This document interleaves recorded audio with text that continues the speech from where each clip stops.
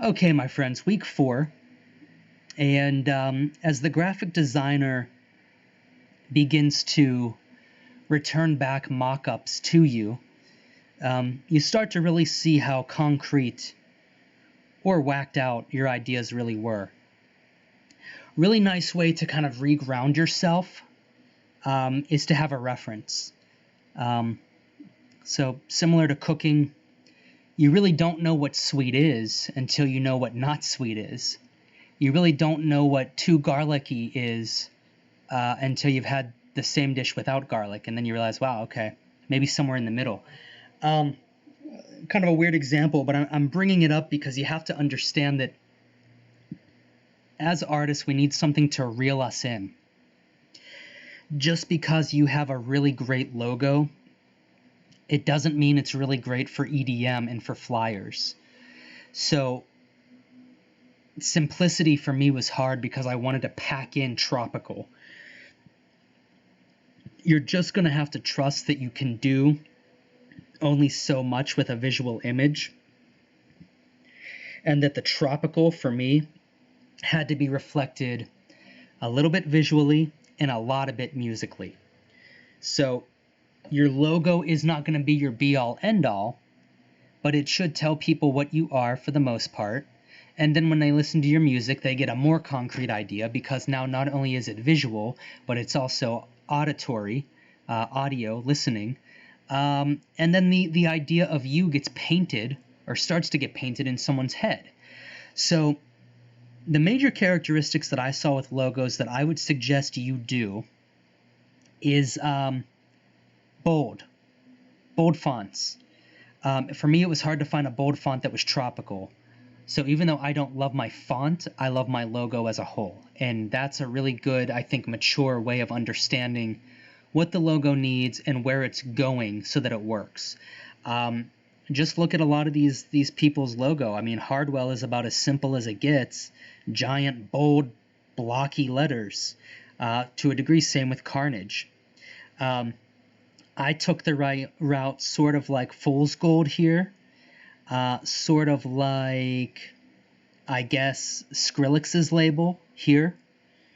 And maybe Brill's, I guess, in that I incorporated graphics into my logo. So it wasn't just a word in a bold font. It was a word, Mikey, in a bold font with an accent at the end that tells you a little bit about me or what I do. So a palm tree as an exclamation point. And then, like Fool's Gold here, incorporation of an image. So for me, it was the heart hands. For Fool's Gold, what this looks like to me is a block of gold, which is a pretty damn good attempt at that, considering it's a black and white logo, and that's it. And then same thing with Skrillex's label here. The hardcore Skrillex fans would probably yell at me for not knowing exactly what this is, but you can see it's sort of like an M with like a circle around it. At the end of the day, that's an image on top of, actually kind of similar to my logo, the word being underneath it and in the middle of it. Pretty similar to my logo. Heart, hands, image, with my word underneath that image and in the middle of it. Mikey. So that's kind of the biggest thing that I went for. It's not like if your logo isn't bold, you're never going to make it or you're going to suffer. I mean, I don't find A-Trak's logo to be particularly bold, but it does express something. It defines something. It says something. So, and I mean, even look at Diplo on the other end. That's just bold font. Literally, that just says Diplo. I mean, there's no graphic around it. There's no exclamation point on the end. It's not underlined. It's literally the letters DIPLO in a bold font. That is it. No sunglasses, no exclamation, no nothing. I mean, it's just as simple as it gets. So it just depends on your branding. I like a loud, colorful, tropical branding. You don't have to. I mean, Diplo is doing just fine with that basic of a logo. So just something to think about. And really, to a degree, same with Hardwell. The only real defining thing here, in my opinion, is the H stretching over to the L's. Well, and the D, I guess.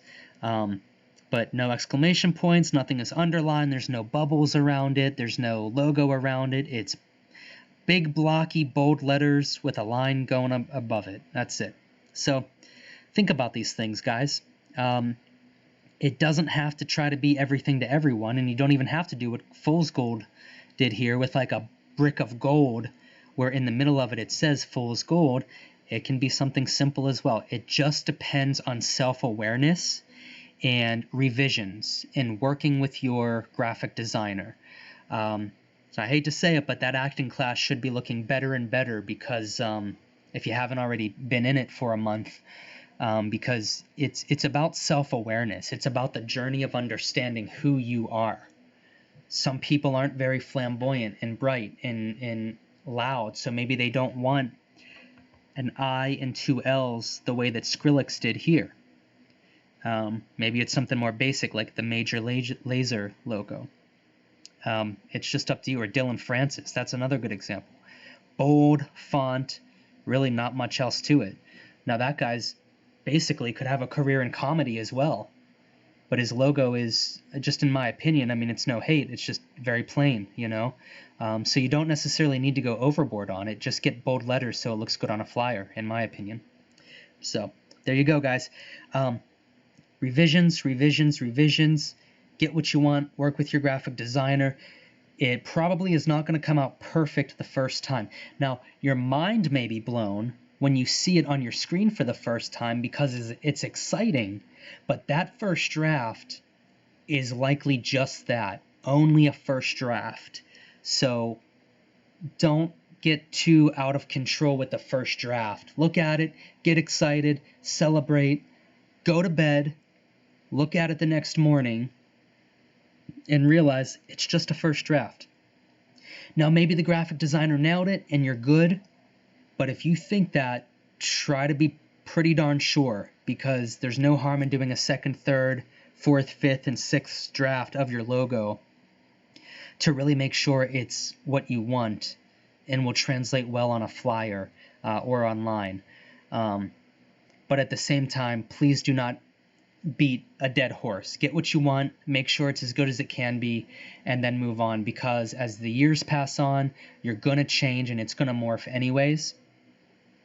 So, you know, if your logo's taken you 6 months, I would start to rethink what the heck you're thinking about and what you're really obsessing over. I don't necessarily know if it should take a week, but, you know, I would be very careful if it's months on end. You know, you got to cut the cord at some point. Have fun, guys.